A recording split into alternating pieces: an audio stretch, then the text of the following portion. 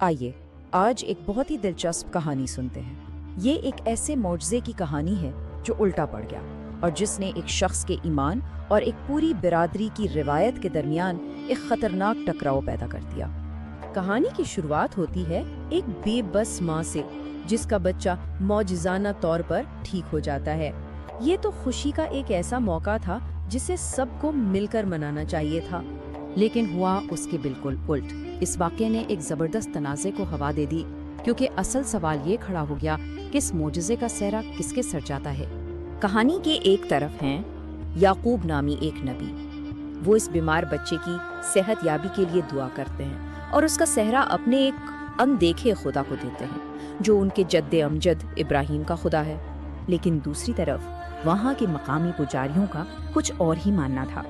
ان کا دعویٰ تھا کہ یہ شفا ان کی دیوی یعنی ایک نظر آنے والے ستارے کی وجہ سے ہوئی ہے جس کی وہ پتھر کے بتوں کے ذریعے پوجا کرتے تھے۔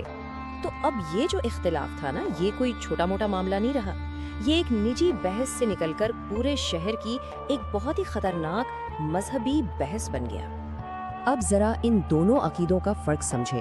ایک طرف یعقوب کا عقیدہ ہے یعنی توحید جو ایک اندیکھے خالق کی عبادت پر زور دیتا ہے، اور دوسری طرف شہر والوں کا عقیدہ ہے جو شرک کی ایک شکل ہے یعنی نظر آنے والی مخلوق جیسے ستارے اور ان کے بتوں کی پوجا کرنا۔ یہاں یعقوب نے ہجوم کے سامنے ایک سیدھا اور چپتا ہوا سوال رکھا اور ان سے کہا کہ وہ خود سوچیں کہ جس کی وہ عبادت کر رہے ہیں اس کی اصل حقیقت کیا ہے۔ ظاہر ہے پجاریوں کو یہ بات پسند نہیں آئی۔ انہوں نے فوراً جوابی حملہ کیا اور یعقوب پر الزام لگایا کہ وہ اپنے ذاتی فائدے کے لیے لوگوں کے عقیدے کو خراب کر رہے ہیں۔ لیکن یعقوب نے جواب دیا کہ ان کے پاس تو کوئی ذاتی دولت ہے ہی نہیں۔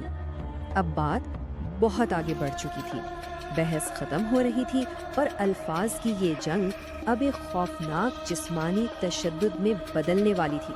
پجاریوں نے ہجوم کو بھڑکایا اور پھر لگا سب سے سنگین الزام، ان کے دیوتا کی توہین کا الزام۔ اور پھر ہجوم نے ایک ایسی سزا کا مطالبہ کیا جس کی گونج تاریخ میں پہلے بھی سنی جا چکی تھی۔ مطالبہ یہ تھا کہ یعقوب کو بھی ان کے جد امجد ابراہیم کی طرح آگ میں پھینک دیا جائے۔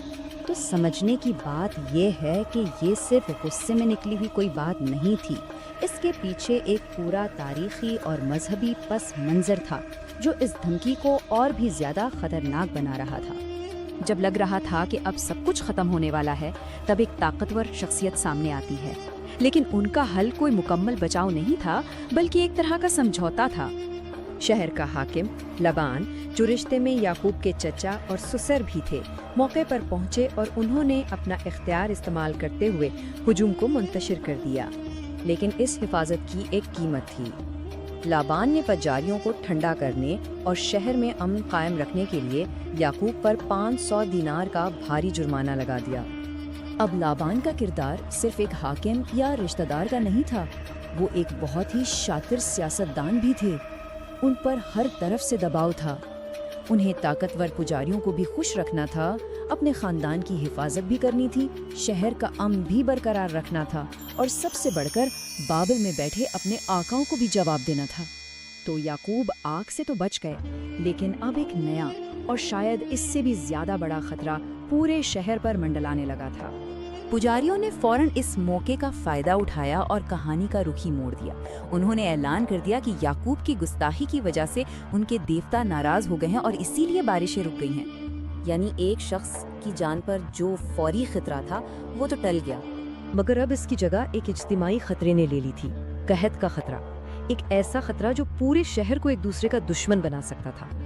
اور یہ کہانی ہمیں ایک بہت اہم سوال پر لا کر چھوڑ دیتی ہے کہ جب عقیدہ اور بقا آمنے سامنے آ جائیں تو پھر حتمی قیمت کسے چکانی پڑتی ہے۔